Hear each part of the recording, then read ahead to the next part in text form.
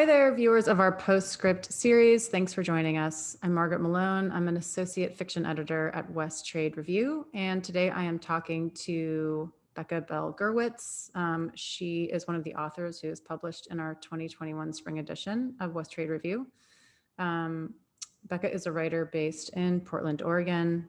Their work has appeared in the anthology Strange Attractors, Lives Changed by Chance, The Citron Review, Thrice Fiction, and their story Hard and Soft Love was recently selected as a finalist for the Southwest Review's Meyerson Fiction Prize. Congratulations about that, by the way. Becca, thank you so much for taking the time today to talk with me. So we're really excited to have your story, 14 and 34, in the print issue. Before we start talking about that specific story, I just want to have people get to know you a little bit. So how did you, start at the start? Like, how did you start writing? What was your path? What was my path? Well, it's kind of embarrassing. I mean, my path, I've always loved writing. I've always loved stories. I used to write a lot of stories as a little kid about, orphans and all that jazz, what you usually write about, I guess, when you're a kid. And then I graduated to obsessive fan fiction writing, which I used to be ashamed to admit. And now I really see how that just kind of, it was really nice because there were no limitations. I wasn't worried about, getting something right or how it was going to be received. I just got to play around with characters. So that's sort of the informal. And then, I really loved poetry for a long time. I really love imagery and working with imagery. So I thought I was going to be a poetry major in college. I ended up not. I ended up being a psychology major, but taking a lot of poetry classes, and then ended up working with one of my mentors, Edie Madoff, and just reading a lot of amazing books with her, Clarice Lispector, and Alison Bechdel and Virginia Woolf. Like, it was a really great class. And so I just really fell into writing about, I guess it was about anti-heroines, that class, and being really interested in unlikable characters. And so started experimenting with that. And yeah, I think that after that, I've had to write a novella, and that was an interesting experience that I haven't quite fully come back to yet. I'm a little scared too. And yeah, I think since then, since college, I just have kind of spent. I've gone into a different career path, but I've just always come back to writing. It's just something that I think I've always been drawn to, especially characters and character motivations. Um, so yeah, I think I'm still there now. I moved to Portland in 2017 and taking classes with some lovely teachers, some lovely mentors, such as yourself. And it's been really nice to have that structure and accountability, to actually sit down and write, because when you're working a full-time job, it feels so impossible without a little bit of ass kicking and Yeah. guidance. I almost want to have you talk about that for a second, because I feel like that's one of those things that's really common, that isn't talked about as much. But just how do you, because you're a young person and you still have a full-time job. So how do you make that work? Since I'm guessing a lot of the people that will be listening to this, that the reality is, most people have at least one job, sometimes more, depending on what their situation is. So can you just talk for a minute about how that's been, like the learning curve of that, how you make it work? And even, I guess I'm a little curious, what is your writing practice like given your life? Yeah, that's a good and complex question, but I think it always really helps me to hear people say this, so I will pass it on.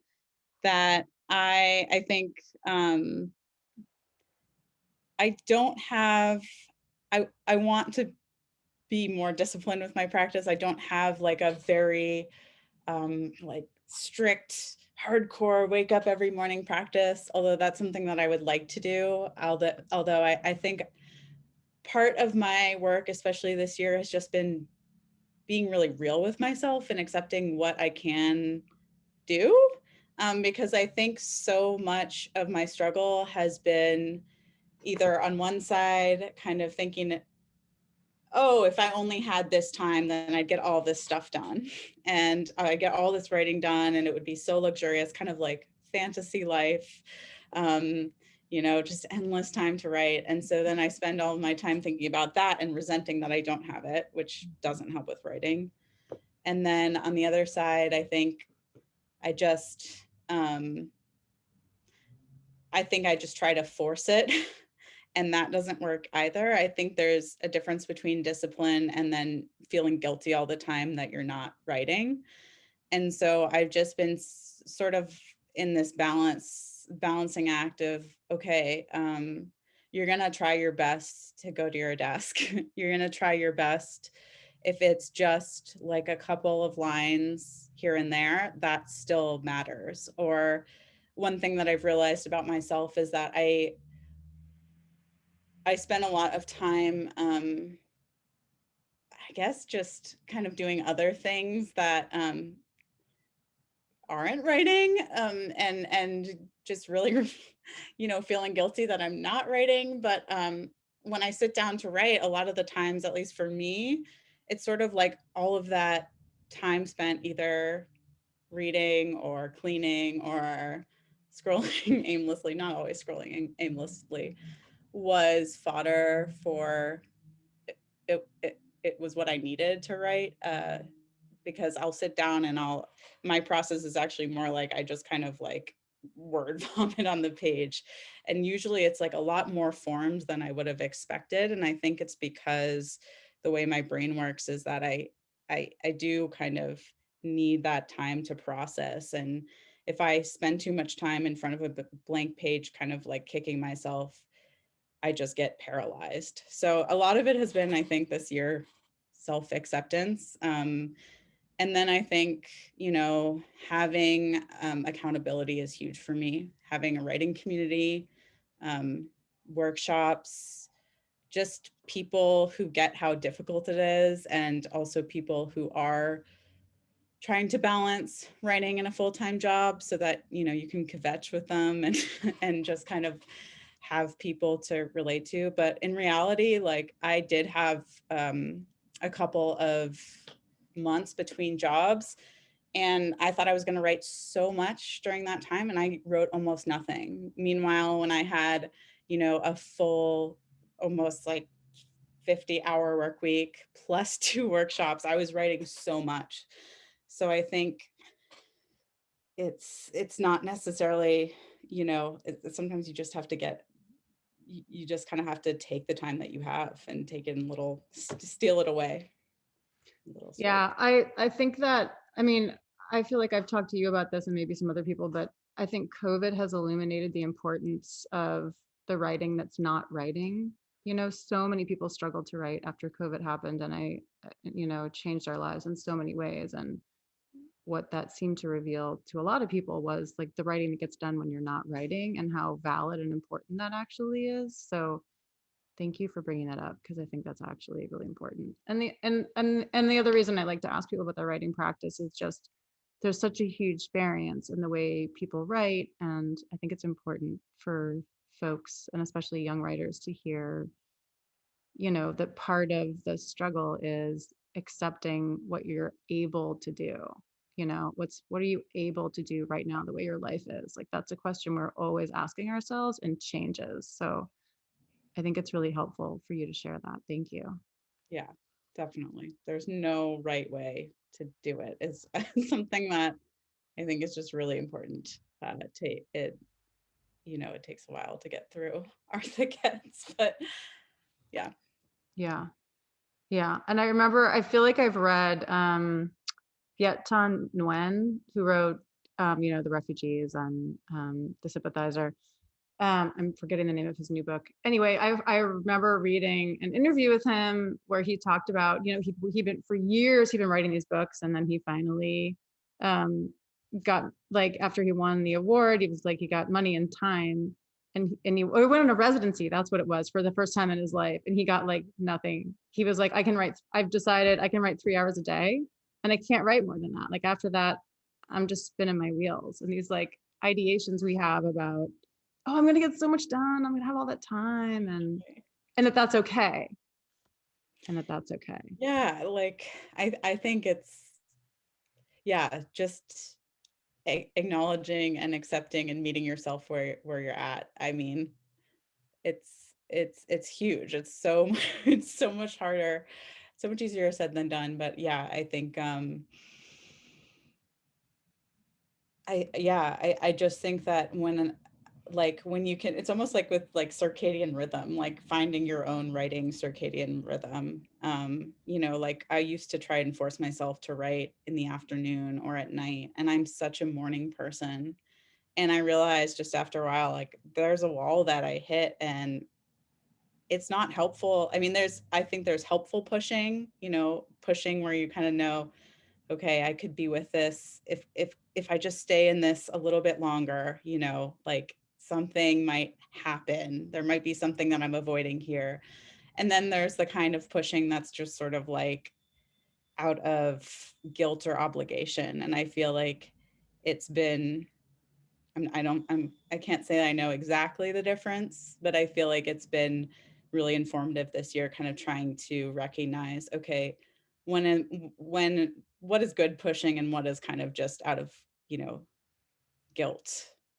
And Yeah, which is so never, like, nothing good is ever never accomplished accomplished from a guilt. place of shame. Like, Yeah. Guilt or shame, just just no. terrible motivators. Yeah, Just, they are. don't Yeah. try it. Okay, I want to pivot to just talk for just a minute about the story, and then I'll have you read a little bit. But just real briefly, 14 and 34 has a real, it's organized in a very unique and interesting way, and the structure is interesting. And I'm just wondering if you could talk just a little bit about how the structure developed, and if that came through revision, how the revision process went, and or if it was something you felt from the beginning. Yeah. Um, I think, well, I think so I think I have to make things much more complicated than they need to be sometimes. And sometimes that works really well. I think I have a tendency in my writing to try to hold multiple threads at once. And when it works, it really works. And when it doesn't, it really doesn't. And so, that with this piece, it was kind of unique because I had written a full draft before, and then long story short, my computer deleted the whole thing, and it Ah, was awful and terrible, and I didn't accept it for a long time, and I actually just like threw the whole thing in the trash because I just couldn't even consider approaching it again. But when I did approach it again, I think it was actually really helpful because I already had this idea of how the time in the story was going to go. So it was kind of like, and I wasn't, it helped me be less attached to having it come out a specific way. Once I kind of accepted, okay, this thing it's not going to be the same as it was before. So that actually helped free me a little bit once I got past the whole, shock of it all. And I think like the main sort of structure in the story is in the title. That there's this one woman, but she's really living in two different ages, two different times at the same time, sort of like, she's her younger self is constantly being projected over her current 34-year-old self. And so I think having that be in my head as the structure, and then kind of trying to pull together sort of that projection, just like slowly merging the two together, like what happens with dissociation and time and dissociation was really helpful. So I think having that concept and having the concept of dissociation and what it feels like to dissociate really actually helped me figure out the structure. And then I think the revision process was a lot of clarifying. And that's something that, I've worked with you a lot on, which is just, okay, if you're going to do weird things with time, you really need to be clear about certain things. So, how old is she in this moment? Being really clear about it. She is 14, she is 34. And then I think also having key images that carry, or key sort of ideas that carry you through, so that no matter what time you're in, there's still this thread that the reader can track. So really getting sort of the forum down and the show, and certain kind of images like the red tent, just really, really sharpened so that the readers wouldn't be confused with the time messing around. So Yeah.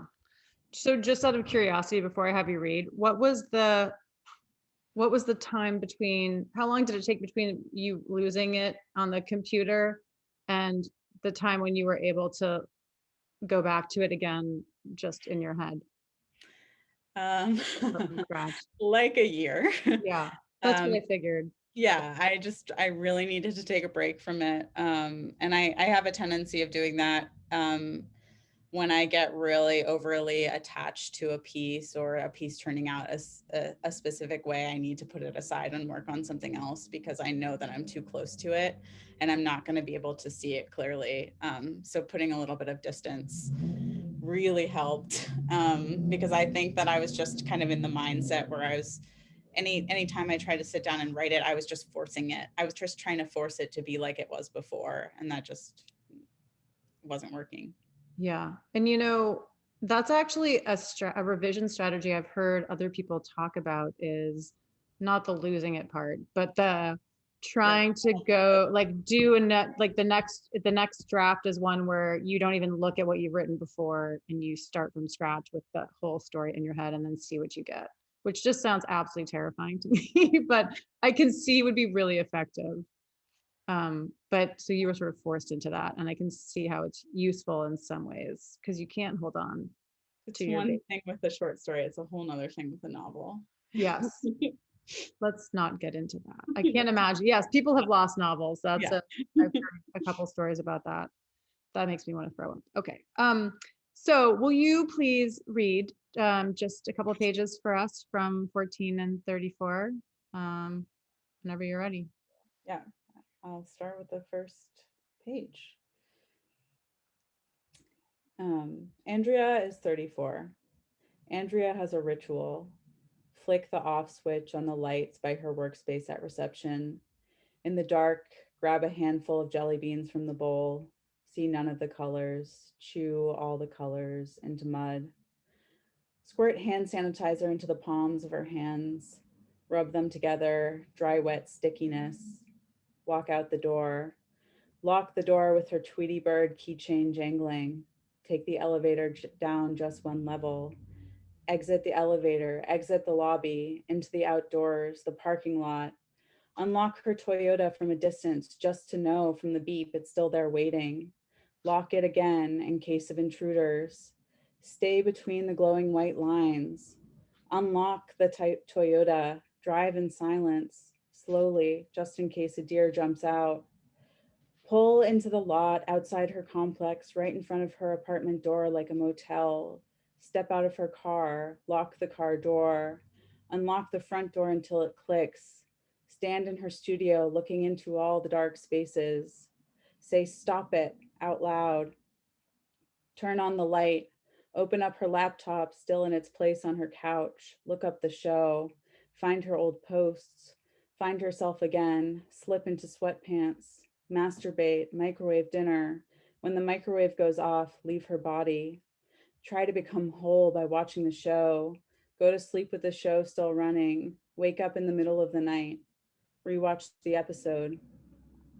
Fall asleep. Andrea is 34. She looks for a facsimile of herself online. Other than the fan fiction she wrote when she was a teenager, which wasn't even under her real name, all she finds is a picture of herself originally taken at work for her identification badge. She prints it out immediately. Today, she spends extra time looking at her ID photo, which she has taped by the computer as a reminder, its colors running in graph-like lines from low ink.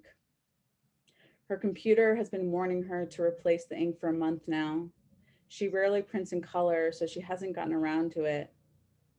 Andrea Shales, receptionist, the caption beneath the photo ID reads, her hair looks dirty and unwashed. Her glasses reflect bare trees from the office park where the picture was taken. Her body is dumpy and ugly, and this Andrea isn't the one she wants to be. There is only one place on the internet that belongs to Andrea, the show's fan fiction forum where she pens tales of girl character and boy character, lovelorn, where other obsessives love her posts, where they love Andrea or her avatar anyways.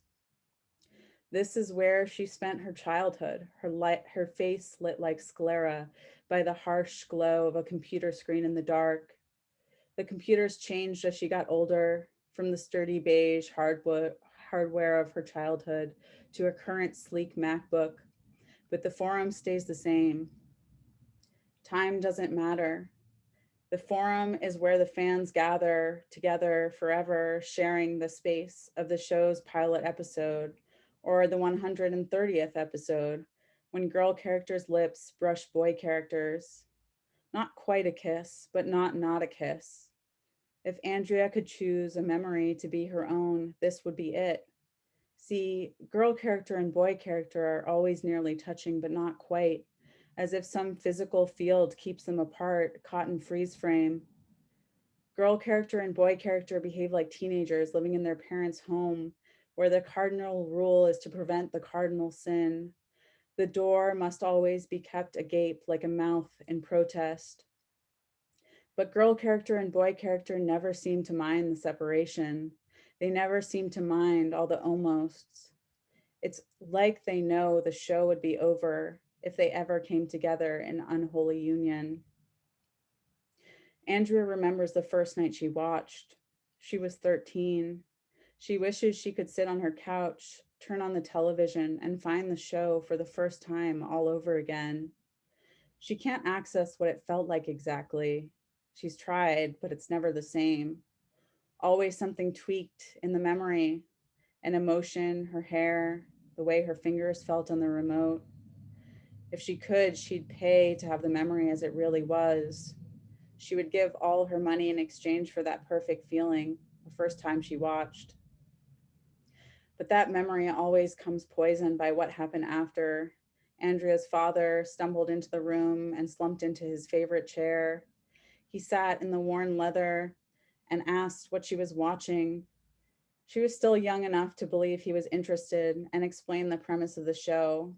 Her face was flushed with excitement as she spoke. Her father just kept on staring. He smiled for a minute, but it looked like his smile was covering up something else underneath. He leaned forward towards her and said, those superhero detective idiots won't ever fuck, see? They have you fooled. Andrea didn't speak but balled her fists. They'll never fuck you. They'll never fuck each other or anyone else, her father went on to say. And if they would, you would not be a great candidate because of your ugly, busted mug.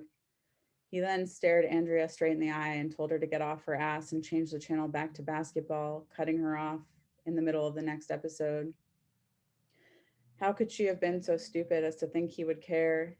He liked to be particularly vulgar like this, when his breath smelled like whiskey. When he was sober, he was nicer. He would bring food home like an apology the next day.